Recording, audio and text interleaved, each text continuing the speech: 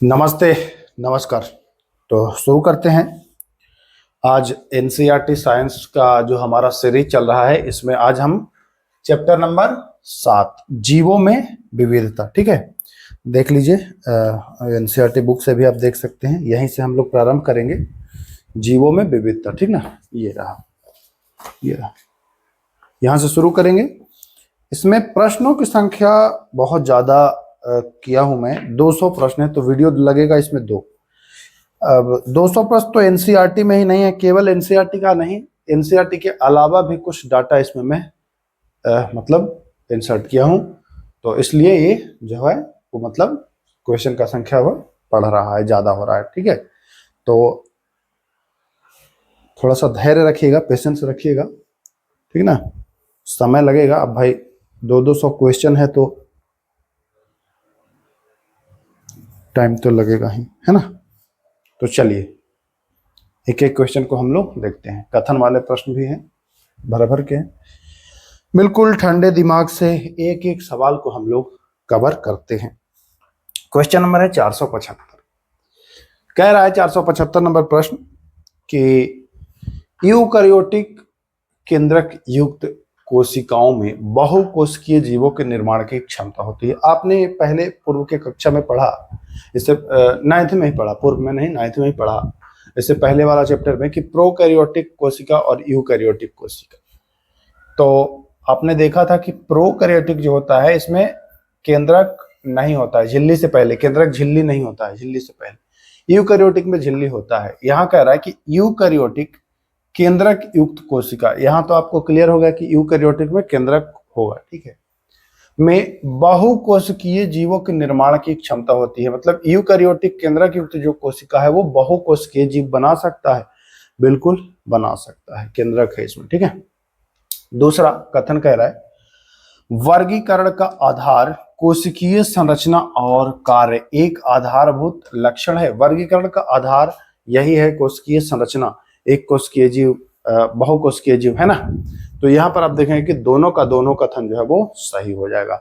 Both statements are correct, ठीक है, C option सही हो जाएगा। आइए 476 नंबर प्रश्न देखिए।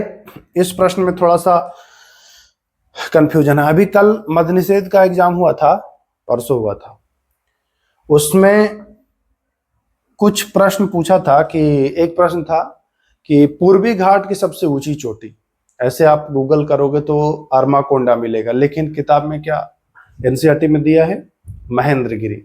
भले अरमाकोंडा की ऊंचाई ज्यादा है, बट एनसीईआरटी में महेंद्रगिरी पढ़ना है। ऑप्शन में भी महेंद्रगिरी ही था, अरमाकोंडा था ही नहीं। तो उसी प्रकार से इस क्वेश्चन को मैं आपको दिखाना चाहूंगा। देखिए यहां पर ये जो प्रश्न है, जैव विकास की सुव्यवस्थित अवधारणा किसने दी थी, गूगल करोगे तो आ जाएगा लेमार्क, ठीक है। लेकिन एनसीईआरटी में दिया है कि ये जो जैव विकास की अवधारणा है, इसको सबसे पहले चार्ल्स डार्विन ने 1859 में द ऑरिजिन ऑफ स्पीसीज पुस्तक में दिया था। लेकिन गूगल कहता है कि 1808 में दिया था लेमार्क ने। हम क्या करेंगे, गूगल की मानेंगे कि एनसीईआरटी की मानेंगे? तो गूगल भी यही कहता है, एआई से जब आप पूछोगे तो वो भी यही कहेगा कि आप एनसीईआरटी की मानिए, क्योंकि आपको एग्जाम निकालना है। हमारे चक्कर में आप गलत कर देंगे, इसलिए आप भी एनसीईआरटी की मानिएगा और चार्ल्स डार्विन 1859 के साथ आप जाइएगा, ठीक है। 1859, हाँ, अगर दोनों विकल्प में रहे तब आप लैमार्क लगा सकते हो। वो भी आयोग के ऊपर है, अब आयोग किसको सही करेगा किसको नहीं सही करेगा ये भी। चलिए, जैव विविधता शब्द का प्रयोग सर्वप्रथम कब और किसने किया था, तो आ जाते हैं ऑप्शन पर। तो जैव विविधता शब्द का प्रयोग किया था वाल्टर जी रोसेन ने 1986 में। वाल्टर जी रोसेन ने जैव विविधता शब्द का जो है वो प्रयोग किया था। लेकिन एक चीज आपको और ध्यान रखना है, एक नाम याद रखिएगा, दासमान। दासमान का नाम याद रखिएगा, 1968 में दासमान, ठीक है, इन्होंने जैविक विविधता तो ये फंसा सकता है क्वेश्चन। इन्होंने जैविक विविधता, ठीक है, जैविक विविधता, जैव विविधता शब्द हुआ ये, वहां जैविक विविधता शब्द, तो दासमान, दासमान याद रखिएगा, बहुत महत्वपूर्ण है ये प्रश्न, एग्जाम में आएगा तो फंसा देगा, ठीक ना। तो कंफ्यूजन बिल्कुल मत रखिएगा। जैव विविधता में आपका वाल्टर सी रोसन 1986 और ये 1968 क्या हो जाएगा, दासमान, ठीक है। चलिए अगला सवाल चलते हैं। पूरा नाम है R.F. दासमान। आइए 478 नंबर प्रश्न। कथन क्या कह रहा है, मोनेरा जगत के जीवों में न तो संगठित केंद्रक होता है और न ही झिल्ली युक्त कोशिकांग। मोनेरा जगत का जो जीव होता है उसमें न तो संगठित केंद्रक होगा और न ही झिल्ली युक्त कोशिकांग होगा, ठीक है, न ही झिल्ली युक्त कोशिकांग। दूसरा कथन कह रहा है मोनेरा जगत के जीव बहुकोशिकीय होते हैं, नहीं, यही तो ध्यान देना है, मोनेरा जगत के जीव सिंगल कोशिका का होगा, सिंगल, बहुकोशिकीय नहीं होगा। तो आप देखेंगे कि कथन जो है वो एक तो सही है परंतु कथन दो गलत है।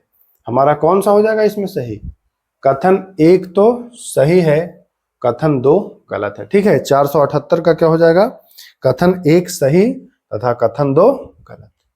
चलिए ये आप ध्यान रखेंगे कि इसके जीव सिंगल सेल का होगा। मोनेरा जगत के जीव किस प्रकार के होंगे भैया, तो मोनेरा जगत के जो जीव होंगे वो होंगे कैसे, केवल विषमपोषी, केवल स्वपोषी, स्वपोषी और विषमपोषी और केवल परजीवी। तो ध्यान रखिएगा मोनेरा जगत एक तो सिंगल सेल का ये है, ये स्वपोषी भी होगा और विषमपोषी भी होगा, इसलिए हम क्या लगाएंगे, हम लगाएंगे विकल्प नंबर सी कि स्वपोषी और विषमपोषी दोनों। चलिए 480वां, जीवाणु एवं नील हरित शैवाल किस जगत के अंतर्गत आते हैं, तो जीवाणु और नील हरित शैवाल ये भी मोनेरा के अंतर्गत ही आते हैं। किसके अंतर्गत, मोनेरा के अंतर्गत, ठीक ना। तो यहां पर ध्यान रखिएगा क्या हो जाएगा आंसर, मोनेरा। इसमें आपका नील हरित शैवाल यानी साइनोबैक्टीरिया उसी को कहते हैं, ये भी मोनेरा जगत के ही अंतर्गत आता है। साइनोबैक्टीरिया या फिर माइकोप्लाज्मा, एक और होता है माइकोप्लाज्मा, क्या होता है,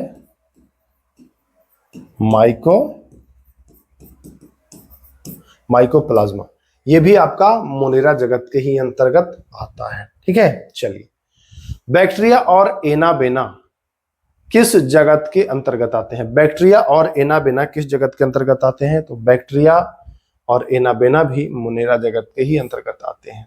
ये ऐसे ही पूछता है एग्जाम में, सिंगल सिंगल क्वेश्चन। किस जगत के जीवों में गमन के लिए सीलिया या फ्लैजेला पाया जाता है, मैंने पिछले क्लास में बताया था आपको, पिछले वीडियो में, कि प्रोटिस्टा है ना, प्रोटिस्टा जगत के अंतर्गत जिसमें अमीबा भी आता है, उसमें आपको सीलिया और फ्लैजेला पाया जाता है, ठीक है। तो 482 का क्या हो जाएगा विकल्प, 482 का हो जाएगा ये प्रोटिस्टा। एक चीज ध्यान रखिएगा, ये भी स्वपोषी और विषमपोषी दोनों होता है, ठीक है, ये भी क्या होता है, स्वपोषी और विषमपोषी दोनों होता है। प्रोटिस्टा वाला भी स्वपोषी और विषमपोषी दोनों होता है। प्रोटिस्टा होता है और एक और होता है शैवाल,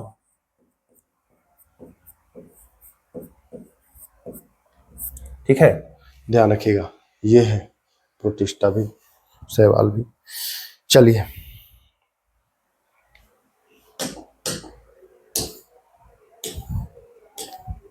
नीचे दिए गए जीवों को उनके गमन करने से मिलान करिए। अमीबा का कूटपाद है ही, पैरामीशियम सीलिया है ही, सभी सही हो जाए। यूग्लिना फ्लैजेला है ही, पूछेगा एग्जाम में यूग्लिना का चलन अंग क्या है, तो बताएंगे फ्लैजेला, ठीक है। और अमीबा का कूटपाद में बता, सभी सही हो जाएगा। आइए 484वां प्रश्न, ईस्ट एवं मशरूम ये क्या है, ये कवक है, ये है कवक यानी कि फंजाई है। ईस्ट और मशरूम क्या है, तो ये कवक है। और कवक में लवक नहीं होता है, हरित लवक नहीं होता है, तो आप याद कर लीजिएगा, कवक में लवक नहीं, कवक लवक गायब, कवक है ये, लवक नहीं, ऐसे याद कर लीजिएगा।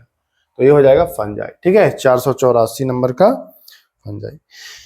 ये विषमपोषी होता है, ये विषमपोषी होता है। ठीक है, क्योंकि लवक नहीं है, लवक नहीं है तो प्रकाश संश्लेषण नहीं करेगा, तो प्रकाश संश्लेषण नहीं करेगा तो ये भैया स्वपोषी नहीं है, दूसरे के ऊपर निर्भर हो जाएगा।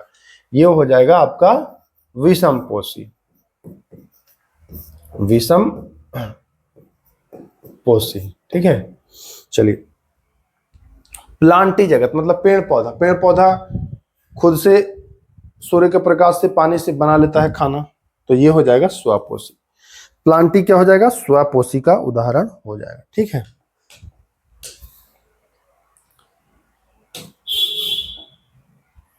प्लांटी जगत के जीव सामान्यतः किस प्रकार के होते हैं? प्लांटी जगत के जीव तो बता ही दिया। इसमें से कौन से जीव विषमपोषी हैं? विषमपोषी मतलब खुद से नहीं वो बना पाएंगे, वो दूसरे पर निर्भर होंगे। अच्छा बताइए, मनुष्य क्या है, स्वपोषी है कि विषमपोषी है? तो कहेंगे मनुष्य तो खाना बना लेता है अपने से, स्वपोषी। अरे अपने से कहाँ बना लेता है खाना? आप आश्रित है सब्जी पर, आप आश्रित है, चावल नहीं रहेगा तो कहाँ से बना लेंगे? पेड़ पौधों को क्या है, चावल खोजेगा वो, सूर्य का प्रकाश, पानी, वो तो रहेगा ही रहेगा, कहाँ जाएगा? तो बना ही लेगा स्वतः। ठीक है, तो मनुष्य खाना स्वयं नहीं बनाता है, ये निर्भर करता है। बाकी देखिए एनिमेलिया, ये खाना बना लेगा, कैसे बना लेगा? एनिमल, एनिमल में तो हम भी लोग हैं, नहीं बना पाएगा। फंजाई, फंजाई हमने अभी बताया कि कवक में लवक नहीं है तो कहाँ से बनाएगा? अमीबा भी उस दिन बताया था कि अमीबा पकड़ पकड़ के ऐसे खा रहा है किसी को, तो अमीबा भी नहीं। मतलब ये सभी जो हैं विषमपोषी हैं। ठीक है, तीनों को तीनों। नीचे दिए गए कथनों पर विचार करें, आ जाइए।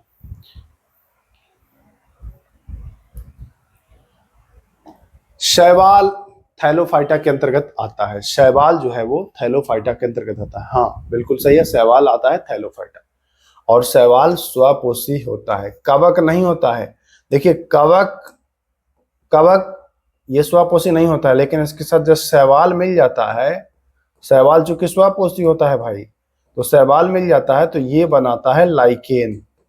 ठीक है, ये क्या बनाता है? लाइकेन। कवक और शैवाल का सिम्बायोटिक रिलेशन। तो यहाँ दोनों कथन हो जाएगा सही, शैवाल स्वपोषी है और थैलोफाइटा के अंतर्गत आता है। तो क्या हो जाएगा, दोनों कथन जो है वो 487 नंबर प्रश्न का सही हो जाएगा। ठीक है, आइए।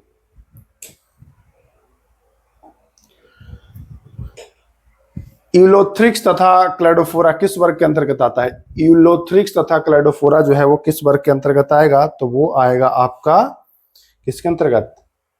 शैवाल किस में आया है? शैवाल आया है थैलोफाइटा में ना, तो एक मिनट, शैवाल आया है थैलोफाइटा में। देखिए शैवाल थैलोफाइटा में आएगा, तो ये भी आपका थैलोफाइटा के ही अंतर्गत आएगा। ये भी आपका स्पाइरोगाइरा के साथ भी ये भी रहेगा। स्पाइरोगाइरा, एक और होता है कारा और स्पाइरोगारा, ये दोनों, ये भी आएगा थैलोफाइटा।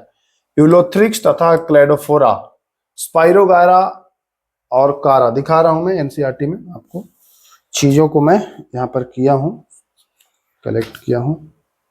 क्या है?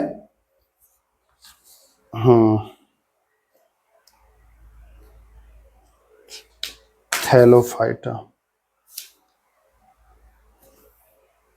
देखिए यहां पर आप देखिए, यूथ्रोलिक्स क्लैडोफोरा, यही तो दिया हूं। यूथ्रोलिक्स, यूलोथ्रिक्स है, सॉरी यूलोथ्रिक्स है और क्लैडोफोरा है। उसके बाद अल्वा, स्पाइरोगाइरा और कारा। ठीक है, कारा, अल्वा, समुद्री सलाद कहते हैं इसको, स्पाइरोगारा, स्पाइरोगाइरा। ठीक ना, ये सब आपको आएगा किसमें? तो ये सब आएगा आपको थैलोफाइटा के अंतर्गत। ठीक, तो ये सारी चीजें आप देखिए। लीवर बट तथा हार्नबट, लीवर बट तथा हार्नबट किसके अंतर्गत आएगा? तो लीवर बट और हार्नबट जो आएगा ये आएगा आपका किसके अंतर्गत? उभयचर है नहीं, लीवर बट तथा हार्नबट जो है वो उभयचर है, तो ये ब्रायोफाइटा के अंतर्गत आएगा। ठीक है, ब्रायोफाइटा के अंतर्गत आएगा लिवर बर्ड तथा हार्न बर्ड। ब्रायोफाइटा को पादप जगत का उभयचर भी कहा जाता है। 489 का ध्यान रखिएगा, ब्रायोफाइटा जो है ये पादप जगत का क्या है, उभयचर भी कहलाता है। उभयचर मतलब जानते हैं ना, एम्फीबियन, मतलब पानी में भी रहे और स्थल पर भी रहे। आइए, किस वर्ग के पौधों में जाइलम तथा फ्लोएम नहीं होता है? किस वर्ग के पौधों में जाइलम और फ्लोएम नहीं होता है? तो ये होता है किसमें, ब्रायोफाइटा में होगा ना। ब्रायोफाइटा में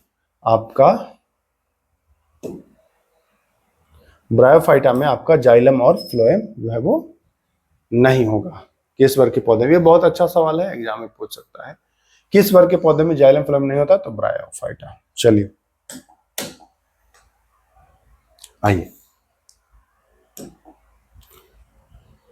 टेरिडोफाइटा में शरीर जड़, तना एवं पत्ती में विभाजित होता है। टेरिडोफाइटा में क्या शरीर जो है वो जड़, तना और पत्ती में विभाजित होता है? पहला कथन। दूसरा कथन, मर्सिलिया तथा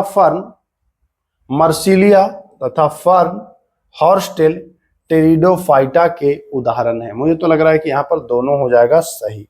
ठीक है, दोनों हो जाएगा सही, क्योंकि मर्सिलिया तथा हॉर्स्टेल और फर्न ये टेरिडोफाइटा के उदाहरण है और ये इसमें जड़, तना, पत्ती में विभाजित होता है। ठीक है, तो ये 3 भाग में है, तो यहां हम लगा देंगे कि दोनों कथन ही सही है। ब्रायोफाइटा एवं टेरिडोफाइटा में भ्रूण का प्रकार कैसा होता है? ब्रायोफाइटा और टेरिडोफाइटा में नग्न होता है भ्रूण, तो ध्यान रखिएगा, स्पोर नग्न भ्रूण होगा। ब्रायोफाइटा और टेरिडोफाइटा में भ्रूण का जो प्रकार होगा वो होगा कैसा? वो होगा नग्न भ्रूण। आइए, चलिए अगले सवाल पर आते हैं। ब्रायोफाइटा एवं टेरिडोफाइटा में जननांग अप्रत्यक्ष होता है। इन पौधों में बीज उत्पन्न करने की क्षमता होती है। ब्रायोफाइटा और टेरिडोफाइटा में जननांग जो होगा वो क्या होगा? अप्रत्यक्ष होगा। ठीक है, अप्रत्यक्ष तो होगा, लेकिन बीज उत्पन्न करने की क्षमता उसमें होगी कि नहीं होगी? एक मिनट, होगी कि नहीं होगी? तो बीज उत्पन्न वो नहीं कर पाएगा। बीज उत्पन्न वो क्या कर पाएगा? नहीं कर पाएगा। तो जब बीज उत्पन्न नहीं कर पाएगा, जननांग तो इसमें अप्रत्यक्ष है। ठीक, अप्रत्यक्ष है। बीज उत्पन्न ये कह रहा है कि करेगी, हमने कहा कि नहीं करेगा, तो उस हिसाब से हमारा आंसर क्या होगा? एक सही और दूसरा गलत। तो हम देखेंगे कि कथन जो है वो एक सही तथा कथन दूसरा गलत, बी के साथ हम जाएंगे। ठीक है, इनमें से कौन जिम्नोस्पर्म का उदाहरण है? जिम्नोस्पर्म तो पाइनस और साइकस। ठीक है, जिम्नोस्पर्म का उदाहरण कौन है? तो पाइनस और साइकस। ठीक है, ये पौधे काष्ठीय होते हैं, जिम्नोस्पर्म। ठीक है ना, जिम्नोस्पर्म नग्न बीजी होते हैं, काष्ठीय होते हैं, बहुवर्षीय होते हैं। ठीक, ध्यान रखिएगा, बहुवर्षीय, काष्ठीय। एंजियोस्पर्म को क्या कहा जाता है? जिम्नोस्पर्म में नग्न बीज होता है और एंजियोस्पर्म में बीज के ऊपर आवरण होता है, पुष्पी पादप इसको कहते हैं। इसको पुष्पी, एंजियोस्पर्म को पुष्पी पादप कहते हैं। क्या कहते हैं? पुष्पी पौधे। ठीक है, तो ध्यान रखिएगा, एंजियोस्पर्म को क्या कहते हैं? पुष्पी पौधे। एंजियोस्पर्म में बीजों का विकास कहाँ होता है? देखिए, ये एनसीईआरटी का ही बिल्कुल है, अंडाशय आंसर बताता है। एंजियोस्पर्म मैं आपको दिखा दूं, क्योंकि कुछ लोगों का कमेंट आता है कि नहीं, तो भाई आंसर कुछ भी रहे, पढ़ लो एनसीईआरटी ही। एंजियोस्पर्म बता रहा हूं ना, देखिए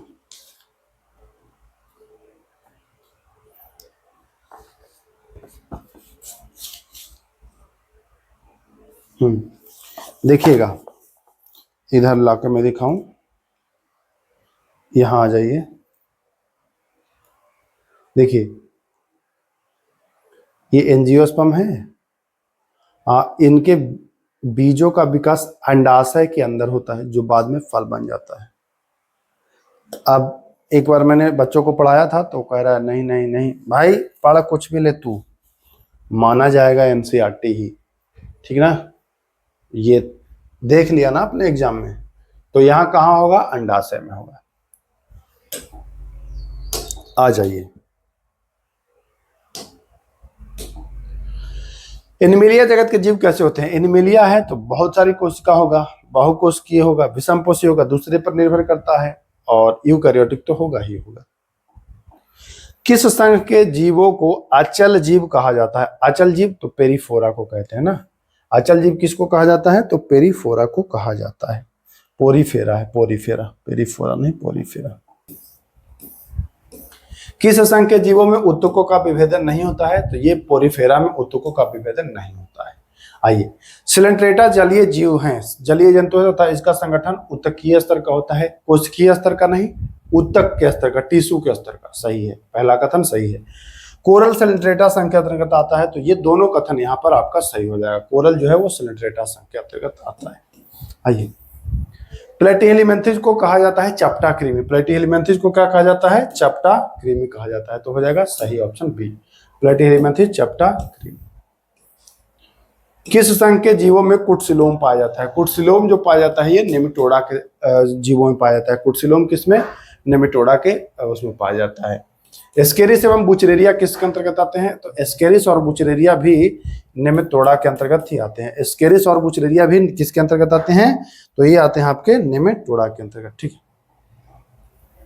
आइए, प्लेटिहेलिमेंथिस का शरीर पृष्ठ उदर दिशा में चपटा होता है। हाँ भाई, इसे चपटे कृमि कहा भी गया है। पहला कथन सही। दूसरा कथन, प्लेटिहेलिमेंथिस में वास्तविक देह गुहा नहीं पाई जाती है, जबकि यहाँ क्या लिखा है? पाई जाती है।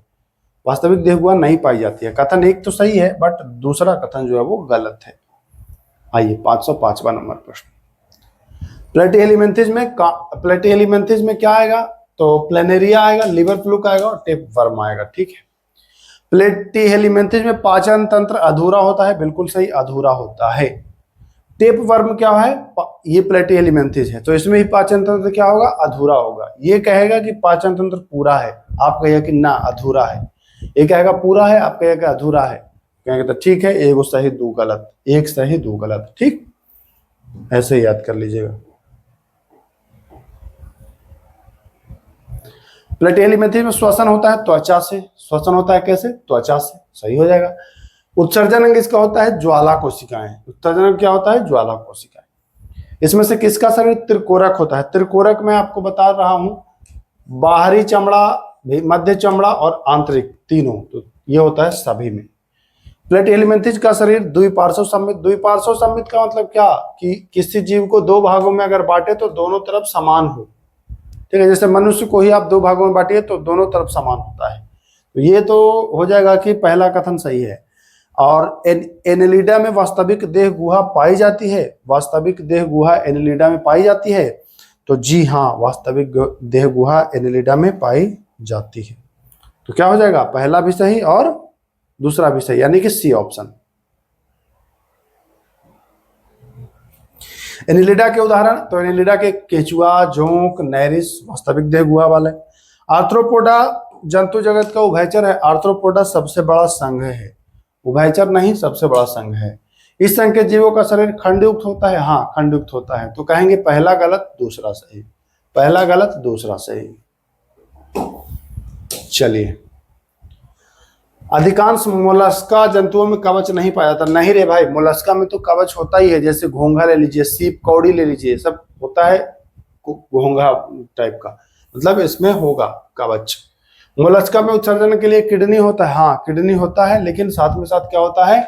कवच भी होता है। लेकिन पहला कथन कह रहा है कि कवच नहीं होता है, हम कहेंगे कवच होता है। किताब में इसमें कह रहा है कि कवच नहीं होता है, तो कहेंगे तो पहला गलत, दूसरा सही। पहला गलत, दूसरा सही। देखिए आगे आइए। अधिकांश मोलस्का में खुला परिसंचरण तंत्र। हाँ बिल्कुल सही है, खुला परिसंचरण तंत्र होता है। दूसरा कह रहा है मोलस्का में बंद परिसंचरण तंत्र। नहीं रे भाई, जब खुला है तो बंद नहीं होगा। एक सही, दूसरा गलत। विचार करें। चलिए अगला। इकाइनोडर्मिटा मतलब कांटा वाला, तो कांटों से आच्छादित जीव है। बिल्कुल सही है। वास्तविक देह गुहा भी पाई जाती है, तो ये दोनों हो जाएगा सही। ये दोनों हो जाएगा सही, मतलब 15 का हो जाएगा क्या? Option number C, both. कथन 1 और कथन 2 दोनों सही। चलिए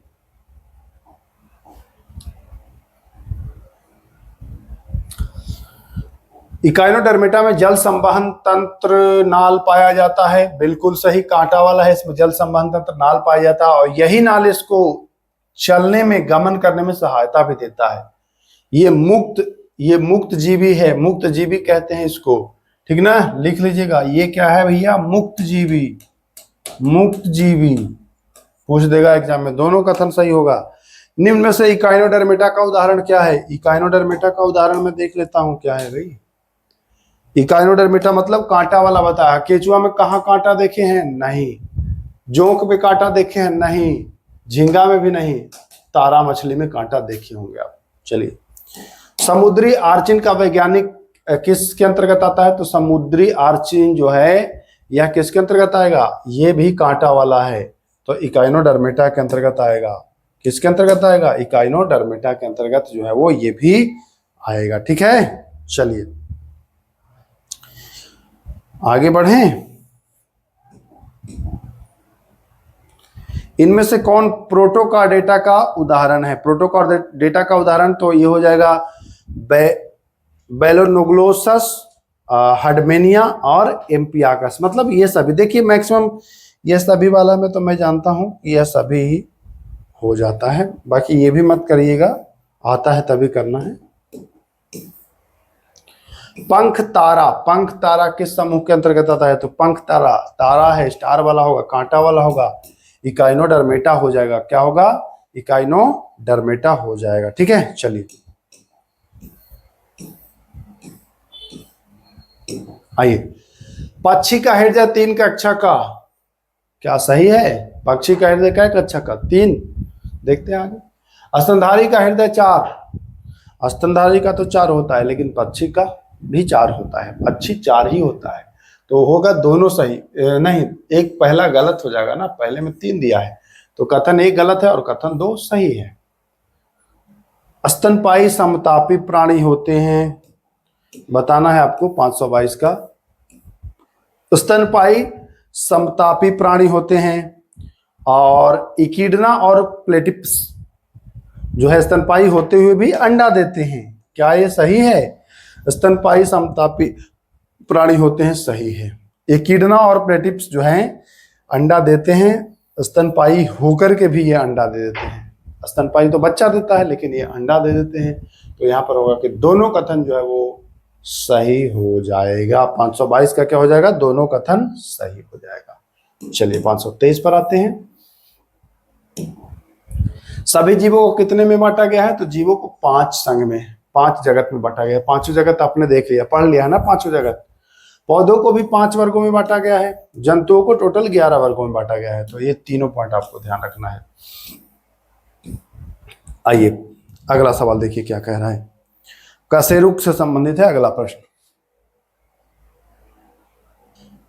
कशेरुकी जंतुओं में वास्तविक मेरुदंड पाया जाता है। मेरुदंड पाया जाता है कशेरुकी में, ठीक। मछली और उभयचर कशेरुक समूह में आते हैं। हाँ, दोनों सही हो जाएगा। यहाँ पर क्या हो जाएगा? दोनों। नीचे दिए गए कथनों पर जो है वो विचार करना है। आइए विचार करते हैं।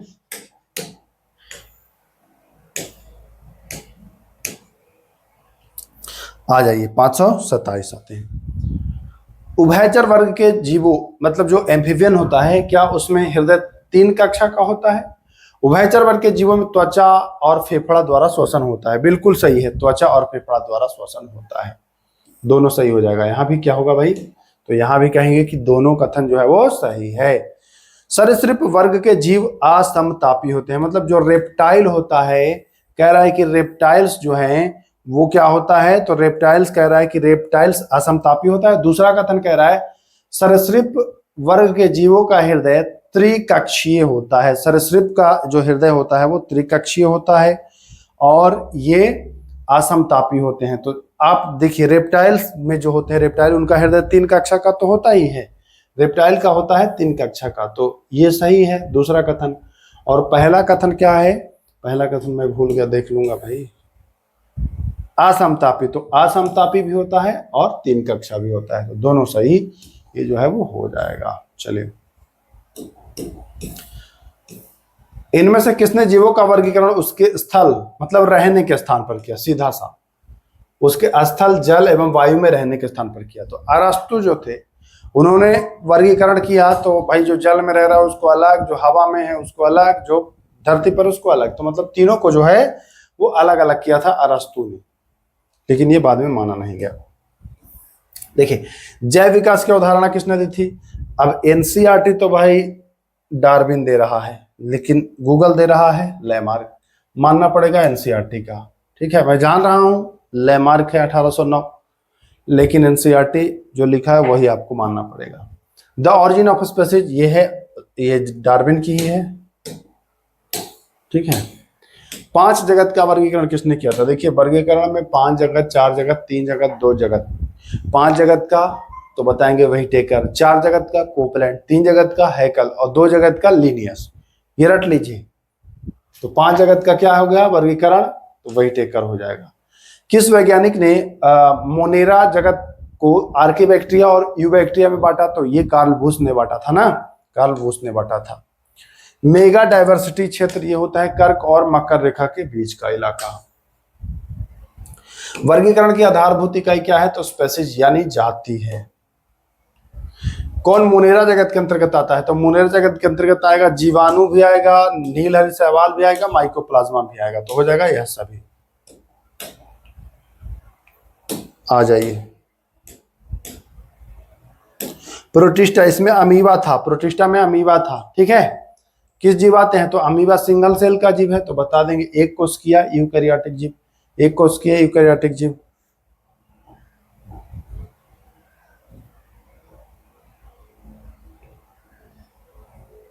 चलिए, प्रोटिस्टा जगत के अंतर्गत आएगा, प्रोटिस्टा जगत के अंतर्गत आएगा एक कोशिकीय शैवाल, एक कोशिकीय शैवाल। प्रोटो नहीं, प्रोटिस्टा है तो प्रो से है तो प्रो वाला लाइए ना, प्रो है तो प्रो लाइए, प्रोटोजोआ। और क्या, शैवाल तो थैलोफाइटा में बताया था।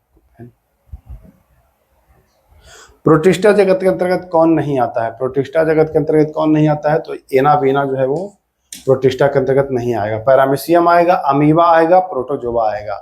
एनाबीना जो है वो प्रोटिस्टा जगत के अंतर्गत नहीं आएगा। ठीक है, एनाबीना जो है वो प्रोटिस्टा जगत के अंतर्गत नहीं आएगा और वो आएगा मोनेरा के अंतर्गत। फंजाई, फंजाई मतलब कवक है, कवक में क्या लवक नहीं होता है, यानी खाना खुद से नहीं बनेगा, तो ये दूसरे पर आश्रित होंगे, तो विषम कोषी हो जाएंगे। फंजाई को मृतजीवी कहते हैं क्योंकि ये मृत पदार्थों पर ही निर्भर होता है। फंजाई की कोशिका भित्ति यानी कवक, कवक की कोशिका भित्ति काइटिन की, सेलुलोज किसकी? तो पादप की कोशिका भित्ति सेलुलोज की। ठीक है, सब याद रखना है। जीवाणु की कोशिका भित्ति पेप्टाइडोग्लाइकेन की, लिग्निन ये नारियल वगैरह में होता है आपको। इनमें से कौन फंजाई के अंतर्गत नहीं आता है? फंजाई तो आप जान ही रहे हैं कि अमीबा फंजाई के अंतर्गत नहीं आता है, अमीबा आता है प्रोटिस्टा के अंतर्गत ना, सिंगल सेल बना। तो 543 का क्या हो जाएगा? तो 543 का हो जाएगा अमीबा, ये प्रोटिस्टा के अंतर्गत आया था। लाइकेन, लाइकेन सिम्बायोटिक रिलेशन में होता है। लाइकेन होता है कवक और शैवाल का सहजीवी। ठीक है, सभी बहुकोशिकीय यूकैरियोटिक जीव जिनमें कोशिका भित्ति नहीं होती है, कोशिका भित्ति नहीं है यानी कि बहुकोशिकीय है, कोशिका भित्ति नहीं है यानी कि वो एनिमल है, तो एनिमेलिया हो जाएगा। शैवाल किस के अंतर्गत आते हैं? तो शैवाल आता है थैलोफाइटा के अंतर्गत। शैवाल किसके अंतर्गत आता है? थैलोफाइटा के अंतर्गत आता है, तो हो जाएगा थैलोफाइटा। थैलोफाइटा के अंतर्गत इनमें से कौन नहीं आता है? तो थैलोफाइटा में स्पाइरोगाइरा है ही, कारा भी है, अल्वा भी है, तो हो जाएगा इनमें से कोई नहीं, क्योंकि ये सब आते हैं। ठीक है, हमको कह रहा है कौन नहीं आता है, तो इनमें से कोई नहीं है जो नहीं आता हो, ये सभी आते हैं ना।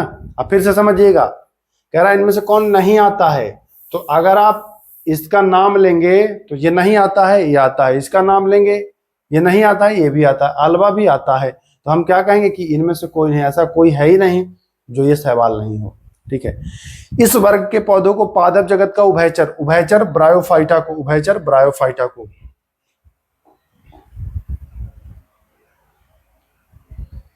चलिए आइए अगले सवाल पर आते हैं। उससे पहले 2-3 चीजें मैं आपको नोट करा दूं। ठीक है, एक चीज मैं यहाँ पर लिखा था कि एनाबीना जो है वो मोनेरा जगत के अंतर्गत आता है, ये नोट कर लीजिएगा। और एक और नोट कर लीजिएगा, नीलहरी शैवाल भी आपको बता दिया हूं मोनेरा के अंतर्गत आता है। बाकी प्रोटिस्टा को आप मैं बता ही दिया हूं कि प्रोटिस्टा भी आपको प्रोटोजोआ के अंतर्गत, प्रोटिस्टा में अमीबा आएगा, अमीबा आएगा, ठीक है। आ जाइए, अब कौन सा क्वेश्चन हम लोग आ गए हैं, हम लोग आ गए हैं ब्रायोफाइटा यानी कि 549, ठीक। ब्रायोफाइटा के अंतर्गत निम्न में से कौन नहीं आता है, तो ये प्यूनेरिया आएगा, इसमें मर्केंसिया भी आएगा, रिक्सिया भी आएगा, क्लेडोफोरा, ये थैलोफाइटा होता है, ये ब्रायोफाइटा नहीं होता, ये थैलोफाइटा होता है, शैवाल वाला, ठीक है। चलिए आ जाइए, अब आगे आते हैं। देखिए, अगर पीडीएफ निकाल के रखेंगे तो जो एक्स्ट्रा पॉइंट रहेगा उस पर कम से कम टिक तो लगाएंगे, ठीक ना। मैं जहां भी रहता है वहां टिक लगाए रहता हूं और आप लोग को वहां पर बता भी देता हूं कि भाई यहां लिख लो कुछ, 550 में हमको आना है। मर्सिलिया किस पादप समूह के अंतर्गत आएगा, मर्सिलिया जो है वो किसके अंतर्गत आएगा, तो ये आएगा आपका टेरिडोफाइटा के अंतर्गत आएगा, मर्सिलिया आएगा टेरिडोफाइटा के अंतर्गत, हाँ बिल्कुल सही है। चलिए, वे पौधे जिनमें जननांग स्पष्ट नहीं होते और बीज नहीं बनते हैं, बीज नहीं बनते हैं, क्रिप्टोगैम्स हो जाएंगे, क्रिप्टोगैम्स हो जाएंगे। बीज बनेगा तो फेनरोगैम हो जाता। क्रिप्टोगैम के अंतर्गत कौन कौन से पादप आएगा, तो क्रिप्टोगैम में आएगा थैलोफाइटा, ब्रायोफाइटा और टेरिडोफाइटा, मतलब तीनों आ जाएगा। वे पौधे जिनमें जनन अंग पूर्ण विकसित होंगे और बीज बनेंगे तो फेनरोगैम, ये मैं पहले बता चुका हूं कि फेनरोगैम जो होगा उसमें बीज बनेगा, ठीक है।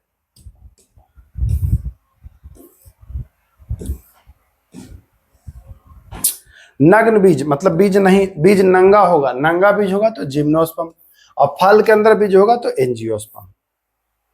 ये दोनों आपको ध्यान रखना है, फल के अंदर बीज होगा तो एंजियोस्पर्म और बाहर बीज होगा तो क्या हो जाएगा आपका जिम्नोस्पर्म, ठीक है। चलिए,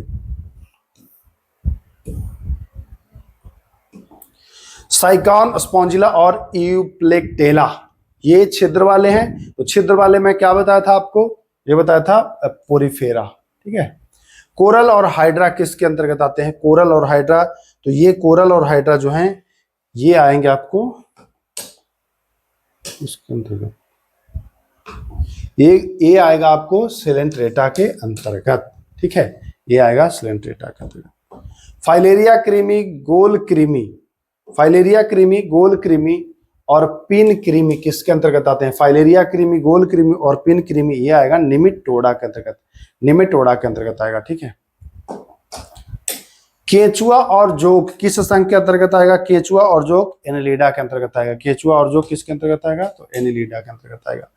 जंतु जगत का सबसे बड़ा संघ ऑर्थ्रोपोडा मैं पहले ही बता चुका हूं, जिसमें केकड़ा आएगा, ये सब वगैरह आता है। और ऑर्थ्रोपोडा में परिसंचरण तंत्र कैसा होता है, ऑर्थ्रोपोडा में परिसंचरण तंत्र जो होता है वो ओपन होता है, यानी कि खुला होगा, तो बी ऑप्शन सही हो जाएगा। झींगा, तितली, झींगा हो गया, तितली, ये सब ऑर्थ्रोपोडा, मकड़ी, केकड़ा, बिच्छू, ये तितली, ये सब ऑर्थ्रोपोडा में आएगा। घोंघा, सीप, ये सब कवच वाला है तो मोलस्का में आएगा। कांटा वाला त्वचा तो बता दिया इकाइनोडर्मेटा में आएगा, ये सब तो बता ही दिया। स्टारफिश और समुद्री खीरा, स्टारफिश और समुद्री खीरा किसके अंतर्गत आएगा, तो ये भी आपको मैं बता दिया कि जब कांटा वाला रहे तो कांटा वाला इकाइनोडर्मेटा, तो आप क्या कहेंगे कि ये भी इकाइनोडर्मेटा। मछली का हृदय, मछली में 2 कक्षा का हृदय होता है, मगरमच्छ में 4 होता है, ठीक है, मगरमच्छ में 4 होता है, स्तनधारी में भी 4 होता है, स्तनधारी में भी 4 होता है, तो ध्यान रखिएगा स्तनधारी में भी 4 होता है, ठीक है। चलिए, कंगारू के शिशु जिस थैली में लटके रहते हैं उसको मर्सूपियम कहा जाता है। सिस्टम नेचुरली के लेखक लिनियस हैं। द्विनाम पद्धति में आता है द्विनाम पत्ती, तो कैलोस लिनियस आएगा। द्विनाम पत्ती में पहला भाग वंश को और दूसरा भाग जाति को, तो दोनों से देखिए, पहला भाग जाति, पहला भाग वंश को मैं बोल रहा हूं ना, ये तो जाति लिख दिया है तो पहला तो गलत हो जाएगा, दूसरा वंश, दोनों गलत है, पहला भी गलत है दूसरा भी गलत है, क्योंकि पहला वंश का है दूसरा जाति का है, जबकि ये उल्टा दिया है, तो कहेंगे दोनों गलत है भैया, सी हो जाएगा।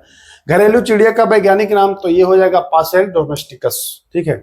जीवित जीवाश्म भी कहते हैं आर्क बैक्टीरिया को ना, उसी को कहते हैं ना, बताइएगा 574 का क्या कहते हैं, आर्क बैक्टीरिया को ही कहते हैं।